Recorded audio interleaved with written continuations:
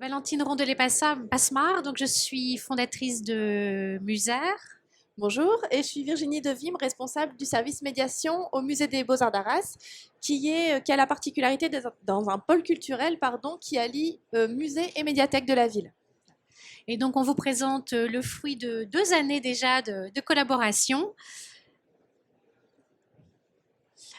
qui consiste à la mise en mots, en voix et en musique de 10 chefs-d'œuvre de la collection permanente du Musée des Beaux-Arts, le tout dans une web application que vous pouvez scanner avec ce flashcode, sans téléchargement, sans création de compte, parce que le paradoxe va être de vous parler à l'oral de quelque chose qu'on va vous inviter à écouter dans de bonnes conditions, mais que vous pouvez donc découvrir très facilement. C'est un duo qui existe depuis décembre 2021. On a mis en place déjà un parcours de 7 capsules et qu'on a augmenté cette année, en fin d'année 2022, de 3 nouvelles capsules, sachant que donc 10 capsules sonores sur 10 œuvres différentes qui sont dites chefs-d'œuvre de notre musée, avec la particularité d'avoir 8 capsules écrites intégralement par Valentine et 2 qui sont co-créées, et on expliquera tout à l'heure.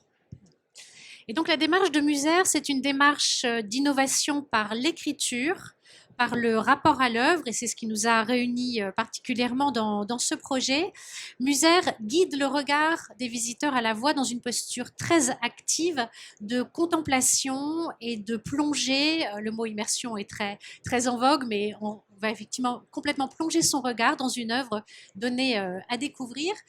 Et ça a complètement rejoint le projet du musée, d'une expérience nouvelle, s'autoriser à respirer au musée et à venir contempler les œuvres dans un temps choisi. Ce qui a fait sens en fait dans ce duo et pourquoi il fonctionne, c'est parce qu'effectivement on a un intérêt commun pour la collection permanente. Nous on avait très envie de valoriser notre fonds. Et puis dans mon service on défend l'idée que finalement faire de la médiation c'est s'autoriser à expérimenter, s'autoriser à tenter des choses. Alors la tentative, elle est couronnée ou pas de succès, on vous expliquera un peu nos résultats. Mais en tout cas, on a vraiment envie d'être sur une approche différenciée et de renouveler le regard. Je vous parlais tout à l'heure de pôle culturel. Mais en fait, entre la médiathèque qui a vraiment ce rapport à l'écrit, à l'écriture, et donc là, mis en voix, et nous, musée, où on se rend compte que la qualité de l'écoute vient au service de la qualité de l'observation, c'est comme ça qu'on s'est complètement retrouvés dans des objectifs communs. Et donc, dans ce nouveau rapport au musée et à l'œuvre, intervient l'écriture de Muser. C'est vraiment l'écriture qui est l'innovation, bien plus que la web application de diffusion.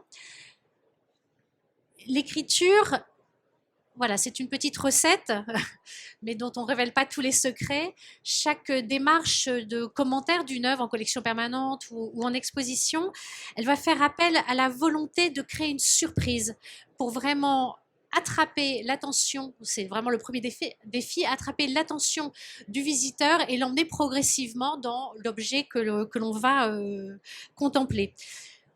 On est dans une approche très contemporaine qui utilise aussi la musique de toutes époques pour continuer à attraper l'attention. C'est très surprenant de rentrer dans une œuvre d'art par une musique inattendue. Et bien sûr, l'humanité de la voix et de la construction qui va faire le reste. Donc ça, effectivement, on en parlera, c'est chaque œuvre qui justifie un parti pris particulier. Ce que j'essaye de créer, en tout cas par l'écriture, c'est une émotion juste, une émotion qui est vraiment dans l'exactitude de l'œuvre. Et souvent pour les spectateurs, les visiteurs, c'est la première fois qu'ils vont ressentir une émotion face à une œuvre d'art. Alors, en ce qui concerne le choix des 10 œuvres, c'est jamais évident, un choix d'œuvres pour faire partie d'un parcours. Alors, qu'est-ce qui a fait sens? Déjà, des œuvres représentatives de nos collections ou des œuvres considérées comme des chefs-d'œuvre de notre collection. Chef-d'œuvre, c'est le cas de Laurent de la Hire ou de Charles Lebrun. Une œuvre qui fait sens, c'est celle, par exemple, de Constant Dutilleux pour représenter l'école d'Arras. Évidemment, nous, gens de musée, on sait qu'il est important de penser à la déambulation aussi physique de nos visiteurs parce qu'on a envie que ces capsules permettent une déambulation, une découverte des collections. Donc, on a pensé à la répartition, j'allais dire géographique. Et puis, ce qui nous a intéressé aussi, c'est de choisir des œuvres où vraiment on sentait toute œuvre est polysémique, mais là on sentait le potentiel justement d'utiliser cette polysémie et de laisser la part belle à l'écriture et donc à une orientation plus personnelle. Ce qui est important à noter pour nous en médiation, c'est que finalement, c'est un dispositif qu'on propose. Ça n'a aucune vocation à remplacer le reste ou à être en concurrence avec un commentaire d'œuvre qu'on pourrait faire ou tout autre type de médiation. C'est vraiment quelque chose qu'on considère comme un plus, une proposition qu'on soumet. Et ce qui fonctionne en termes de séduction de nos publics, c'est justement ce côté d'univers très personnalisé, c'est-à-dire que chaque capsule a sa propre ambiance, son propre univers, et une écriture vraiment très singulière qui fait que on espère qu'au moins à l'écoute d'une capsule, ça puisse donner envie d'en écouter une, deux, trois, puisque comme tu le disais, il y a la question de la surprise qui est créée chez le visiteur et qui peut être vraiment propice. Si on est séduit une fois, en fait, on a envie de se laisser porter et d'être entraîné dans quelque chose de très différent. Donc, la proposition faite au public, c'est effectivement la création de ces promenades dans les chefs-d'œuvre. Donc, les 10 œuvres ont été rassemblées dans un parcours complet, mais aussi dans des parcours plus petits, d'une durée plus courte, avec un axe thématique qui peut être celui qui va interpeller le visiteur, comme la promenade dans les paysages, par exemple. Et également les ateliers de regard et d'écriture, donc 2 ateliers de 2 séances chacun que j'ai eu le plaisir d'animer avec des habitants et des visiteurs des habitants d'Arras, des visiteurs du musée, avec la même exigence que pour l'écriture de toutes les autres capsules. Sauf qu'on les a écrits à 10 imaginaires et 10 voix pour créer la capsule finale. Ce qui était très agréable dans cette démarche-là, c'est que c'était une démarche que j'avais envie de mener, qui rejoignait les objectifs du musée, et que le musée a complètement joué le jeu de l'inattendu, parce que lorsqu'on met effectivement 10 personnes en face d'une œuvre d'art, la surprise et l'intention qu'on veut créer, effectivement, voilà, il faut accepter le fait qu'on va peut-être démarrer, même si on arrivera à la justesse, à la vérité de l'œuvre, on peut arriver effectivement sur une proposition très surprenante. En fait, c'est vrai que nous, on a envie forcément par des propositions comme celle-ci d'attirer de nouveaux publics, mais aussi de surprendre nos visiteurs plus naturels. Et effectivement, dans l'importance de la co-création, ça a été vraiment très important pour nous, parce que comme toute personne responsable de médiation, on s'interroge sur comment rendre le fameux visiteur acteur, hein, celui dont on rêve tous, celui qui vraiment s'empare des sujets. Sauf que là, on laisse la part belle, et surtout, ce parcours, comme tu disais, il est pérenne, c'est-à-dire que la proposition faite par les visiteurs intègre nos collections permanentes. Alors évidemment, il y a une forme de validation, mais on est revenu sur aucune chose, sauf des petits détails dont on avait besoin vraiment de préciser pour qu'il n'y ait pas de fausseté par rapport à nos œuvres. Mais c'est vraiment une proposition pérenne. Ça veut dire qu'on légitime aussi les différents niveaux de lecture, le côté émotionnel, personnel et en groupe. Et ça nous intéressait aussi beaucoup dans cette démarche. Alors, les résultats de tout cela, donc fruits d'observations, d'enquêtes, visiteurs et également des statistiques de l'application.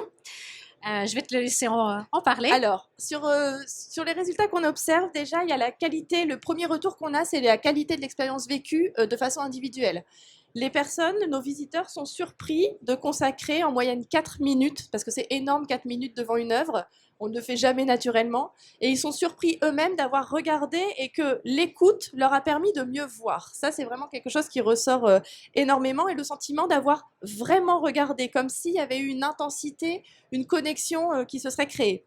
Ensuite, ce qu'on voit, c'est le côté contagieux de l'expérience. C'est-à-dire qu'on voit d'autres visiteurs faire, on se dit, tiens, qu'est-ce qu'ils font, qu'est-ce qu'ils écoutent. Nous, on a essayé de rendre l'expérience confortable avec des assises, etc. C'est pas grand-chose, mais ça favorise quand même ce temps-là. Et du coup, avec des personnes qui vont se sentir plus ambassadrices en fait du projet, et notamment nos participants aux capsules participatives. Donc ça, c'est important pour nous. Et puis, au-delà de ça, le côté contagieux, il va aller vers plus de partage. C'est-à-dire qu'une fois qu'on a écouté une capsule musère, finalement, on réagit. Est-ce qu'on a trouvé que la proposition de Valentine nous avait séduit ou pas? On va discuter. Et en fait, on se rend compte que les gens vont beaucoup plus loin dans leur envie de partager leurs émotions, de se sentir plus autorisés à en faire part. Et voilà, finalement, on retrouve quelque chose du musée lieu de vie. Et ça, c'est vraiment quelque chose qui compte pour nous. Et on se rend compte que les capsules permettent ça. Oui, comme je le disais tout à l'heure, effectivement, le fait de ressentir une émotion esthétique, artistique, pour nous qui sommes à Muséum Connexion, c'est une évidence. Pour la plupart des visiteurs, ils ne savent pas. Ils sont rentrés dans le musée parce qu'ils pensent bien faire et qu'ils pensent qu'effectivement, quand on voit de l'art et quand on est dans un lieu inspirant, on va être inspiré. C'est pas si évident que ça pour beaucoup de gens. Et quand on vibre vraiment d'émotion face à quelque chose, pour la première fois, ça compte. Et les gens s'amusent d'ailleurs à refaire ce chemin de regard et ce chemin mental sur les œuvres d'à côté et s'autorisent à vraiment ressentir quelque chose. Ça, c'est vraiment les retours individuels des personnes lorsqu'on les interroge après l'écoute d'une capsule. Pour ce qui est du collectif, dans les ateliers, la création d'un commun et la capacité à se mettre d'accord sur ce qu'on voit, ce qu'on ressent, accepter le regard de l'autre, le vécu de l'autre dans la manière de ressentir, ça crée des expériences d'une très grande intensité.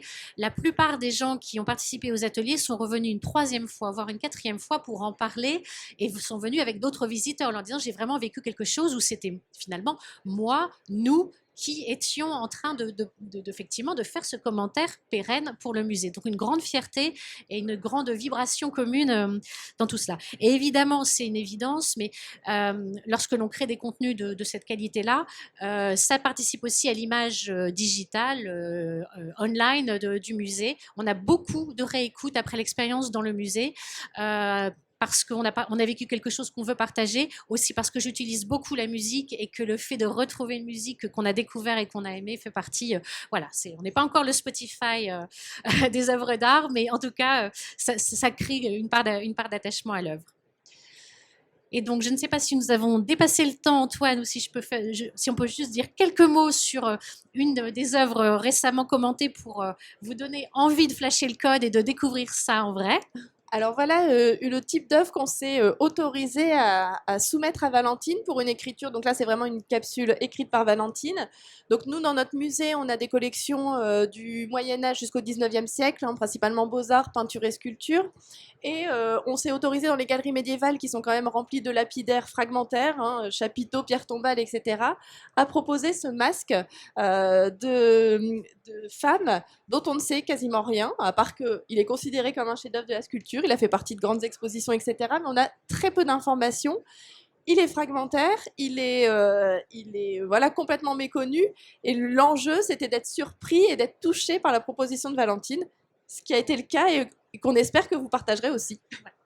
Donc la capsule s'appelle Entre leurs mains, et donc à partir de presque rien, voilà, j'ai eu le plaisir de raconter l'histoire de la création, de l'outrage apporté effectivement à ce masque funéraire qui a été détaché de son corps et de la manière très inconnue mais néanmoins réelle dont il a été retrouvé dans les collections du musée, avec un envol musical qui voilà, crée une attention dans le musée qui est vraiment très belle.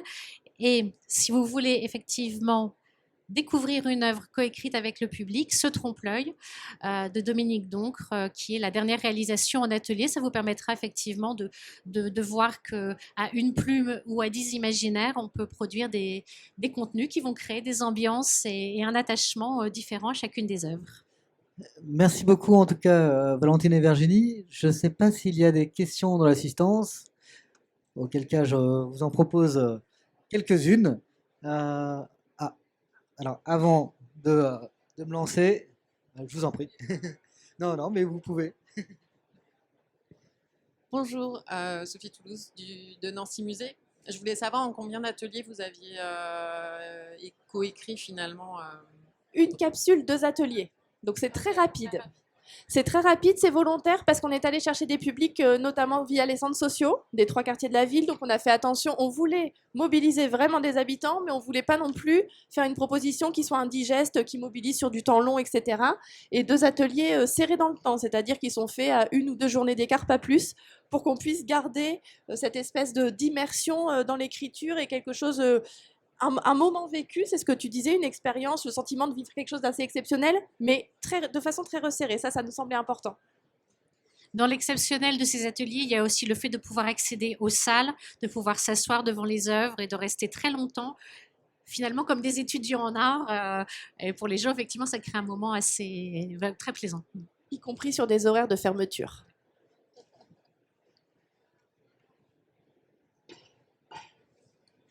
Moi, je me posais la question pour la mise en place dans le musée de ces 10 chefs-d'œuvre. Est-ce que c'est un parcours numéroté où les gens doivent suivre telle et telle œuvre et c'est dans un ordre particulier ou est-ce que c'est vraiment comme ils veulent? Et comment ça se passe? Est-ce que c'est un cartel avec un QR code? Voilà, comment c'est matérialisé dans le Alors, musée? justement, on avait envie de grande liberté. L'idée, c'est que l'écriture est hyper libre et vraiment portée sur le sensoriel et sur l'émotionnel. Donc, on voulait pas créer un parcours qui soit contraignant. Donc, effectivement, c'est un cartel à proximité directe de l'œuvre avec le QR code qui est... Donc, on peut même être surpris si on n'a pas vu, parce qu'évidemment, on a un petit support de médiation à l'accueil du musée avec l'intégralité du parcours. Mais si on l'a pas vu, ce support, ben, en fait, on peut visiter les salles, hop, être happé par ce cartel et hop, flasher le code comme ça. Et pas du tout d'obligation, au contraire. En fait, ce qui est intéressant, et en tout cas, nous, ce qui correspondait à notre envie de pôle culturel, c'était de se dire, on peut picorer, on peut prendre une capsule. Si on se fait emporter, bah, prenons-en 2, 3, 4. Et puis si on a envie, revenons pour faire la suite. Mais non, au contraire, c'est très libre. Il n'y a absolument pas d'ordre logique, enfin logique dans le sens successif. Il n'y a pas de... Les capsules sont autonomes. On n'a pas de lien. On vous dit pas, on ne conclut jamais en vous disant et rendez-vous au 3e étage, porte B. Jamais. Oui. Alors, il faut des écouteurs, on en fournit à l'accueil du musée, donc ça c'est plutôt bien. L'idée, on aimerait bien mettre des tablettes à disposition pour les personnes qui ne sont pas équipées de smartphones. Après, ce qu'on observe aussi, c'est que finalement, les gens écoutent facilement à plusieurs en mettant un haut-parleur léger dans nos salles. Tant qu'il n'y a pas de groupe à côté, ça pose aucun souci et on laisse les gens dans une écoute assez libre. Et sur la question des parcours, ce qui est très intéressant, c'est qu'on voit qu'il y a un public habitué aux guides, aux audioguides, qui flashent le code au début du parcours et qui rentrent donc dans une démarche très suivie. Et on a 50% de consultations qui sont directement sur les œuvres. Et ça, c'est l'aspect vraiment contagion, le fait de voir des gens arrêter si longtemps devant des œuvres, ça semble tellement improbable. Qu'est-ce qu'on peut regarder pendant 3 à 4 minutes? L'effet de curiosité fonctionne à plein et quand on en a écouté une, normalement, l'envie est d'en écouter une autre. Et notamment en termes, pour rebondir aussi sur cette dernière question, comment vous utilisez, est-ce que vous utilisez à d'autres fins ces capsules, par exemple pour communiquer, ou est-ce qu'il y a d'autres rediffusions qui sont envisagées? Oui, alors déjà, c'est accessible en ligne tout le temps, hein, donc ça, c'est aussi important, c'est que quand je vous disais l'envie de capter de nouveaux publics, bah, peut-être que des personnes vont découvrir Musère via Internet et vont avoir envie de venir ensuite sur site pour vivre l'expérience en direct, parce que c'est jamais la même chose, même si on a des visuels, même si on a des détails, ce sera pas la même chose qu'être face à l'œuvre. Nous, on s'en sert de plus en plus dans nos programmations de médiation. Par exemple, c'est tout simple, mais pour le Printemps des Poètes, on va faire des visites dédiées pour justement à la fois promouvoir et faire connaître ce dispositif. Et on trouvait que c'était juste par rapport à un événement tel que le Printemps des Poètes, de dire bah, finalement, même sur des œuvres d'art, on peut avoir cette attention à l'écrit, à l'imaginaire, à une autre proposition, une forme de poésie aussi. Hein. J'ai une collègue qui sera contente d'être citée, qui parle toujours de bulle poétique, qui voit vraiment, qui a été... elle, complètement subjuguée à la proposition et qui me dit à chaque fois j'ai l'impression d'être dans une bulle de poésie. Bah, si d'autres personnes ressentent ça, ma foi, on a quand même réussi quelque chose. Merci en tout cas pour cette capsule sensible, poétique. Donc on peut vous retrouver à quel stand? Stand G05, juste là. G05. Voilà. Et le mieux, c'est effectivement de venir écouter pour venir éprouver, ressentir vraiment de manière pleine et physique ce que ça peut être qu'une contemplation de plusieurs minutes face à une œuvre. Merci. Donc, et puis ce qui est très intéressant, c'est de voir aussi la façon dont vous l'intégrez finalement dans tout un ensemble d'approches et de médiation. Donc merci beaucoup.